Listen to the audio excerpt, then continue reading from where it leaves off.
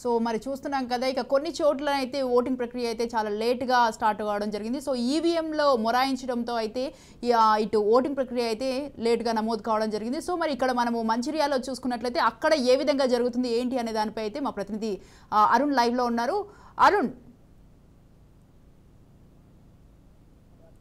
ఏదైతే పోలింగ్ అయితే మొదలైనటువంటి పరిస్థితి ఉదయం నుండి కూడా బార్లు ఏదైతే ఓటర్లు తమ ఓటు హక్కు వినియోగించుకోవడానికి కూడా బార్లు వెళ్ళినటువంటి పరిస్థితుల్లో ముఖ్యంగా కూడా ఉమ్మడి ఆదిలాబాద్ జిల్లాకు సంబంధించి నిర్మల్ ఆదిలాబాద్ తో పాటు మంచిర్యాల జిల్లాలో కూడా ఏదైతే భారీగా ఓటర్లు తమ ఓటు హక్కు వినియోగించుకున్నారు. ముఖ్యంగా కూడా ఏదైతే మంచిర్యాల జిల్లాకు సంబంధించి కూడా మంచిర్యాల జిల్లాలో లక్ష్మీపేట జన్నారంపల్లికి సంబంధించి కూడా ఏదైతే బూత్ నెంబర్ 13 లో కూడా అక్కడ ఈవీఎం గురాయించి రెండు ప్రాంతాలలో కూడా ఈవీఎం గురాయించి అదేవిధంగా కూడా ఉమ్మడి ఆదిలాబాద్ జిల్లాకు సంబంధించి కూడా ఏదైతే సిర్పూర్ ఏదైతే ఇక్కడ కాగజ్ టౌన్ కు సంబంధించి కూడా ఏదైతే అక్కడ కూడా మరో 237 మరొక పోలింగ్ బూత్ లో కూడా ఈవీఎంలు మొరాయించడంతో కూడా అక్కడ ఒక అర్ధ గంట పాటు ఆలస్యంగా కూడా ఏదైతే ఓటింగ్ ప్రక్రియ అయితే మొదలైనటువంటి పరిస్థితి ఉన్నాయి. ఇక ఇప్పటికే కూడా అధికారులు పూర్తి స్థాయిలో ఏర్పాట్లు చేసి ఏదైతే ఇక 147 సమస్యాత్మక కేంద్రాలు మంచిర్యాల జిల్లాకు సంబంధించి 147 సమస్యాత్మక కేంద్రాలు కూడా ప్రస్తుతమైన భద్రత ఏర్పాటు కూడా చేయడం జరిగింది. ముఖ్యంగా కూడా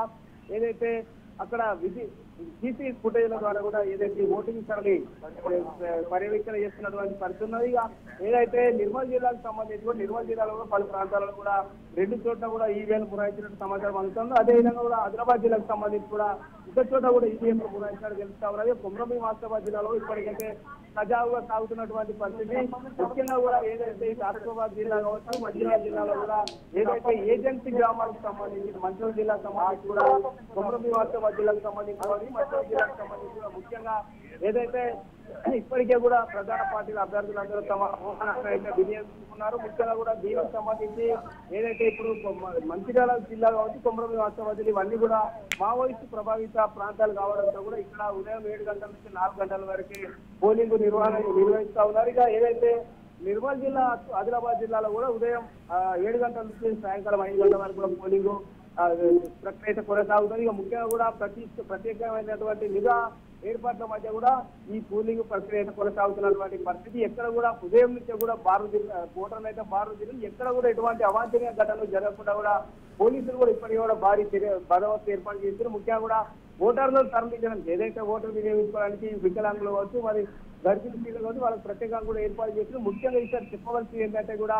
యువ ఓటర్లు కావచ్చు మహిళలకు కూడా ప్రత్యేకంగా ఏదైతే పోలింగ్ కేంద్రాలను కూడా ఏర్పాటు చేయడం జరిగింది. మోడల్ పోలింగ్ కేంద్రాల పేరుతో కూడా కొత్తగా కూడా పోలింగ్ కేంద్రాలు ఏర్పాటు చేయడం జరిగింది. ఆ పోలింగ్ కేంద్రాల్లో కూడా ఇక ఈసారి యువత ఎక్కువగా యువకులు మహిళలు కూడా పోలింగ్ కేంద్రాల్లో కూడా తమ ఓటు హక్కునైతే వినియోగించుకునేటువంటి అవసరం ఉన్నది. అటువంటి వాటిపైన కూడా ప్రత్యేకంగా కూడా అధికారులు ఏర్పాటు చేసింది. ఇప్పటికే కూడా ఏదైతే జిల్లా కలెక్టర్లు అంటే జిల్లా ఎన్నికల అధికారులు కలెక్టర్లు తమ ఏదైతే పరిధిలో జరుగుతున్నటువంటి ఎన్నికల ప్రక్రియనైతే ప్రతి క్షణం కూడా పర్యవేక్షణ చేస్తున్నటువంటి పరిస్థితి ఉన్నది. ముఖ్యంగా ఏదైతే ఇటు కోటపై మంచిర్యాల జిల్లాకు సంబంధించి కావచ్చు కొమరంభీం ఆసిఫాబాద్ జిల్లా తిరియాని కావచ్చు మంచిర్యాల జిల్లాకు సంబంధించి వేమనపల్లి కోటపల్లి ప్రాంతాలలో కూడా ఏదైతే అది కొంత ఏదైతే మావోయిస్టు ప్రభావిత ప్రాంతాలు కాబట్టి అక్కడ కొద్దిగా కొన్ని బూతులలో కూడా ప్రతిష్టమైన భద్రత ఏర్పాటు చేసి కూడా ఏదైతే ప్రత్యేక నిఘాల ద్వారా కూడా ఈ కోర్టు ప్రక్రియను సరళి కొనసాగిస్తూ ఉన్నారు. ప్రతి దగ్గర కూడా ఏదైతే సీసీ కెమెరాలు కూడా ఏర్పాటు చేసి కూడా మొత్తం కూడా ఈ ప్రక్రియ ఓటు ప్రక్రియ కొనసాగిస్తున్నటువంటి పరిస్థితులు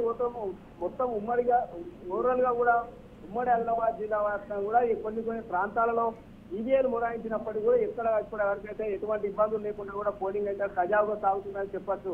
Swathi. Right. Thank you Arun. Thanks for the live updates.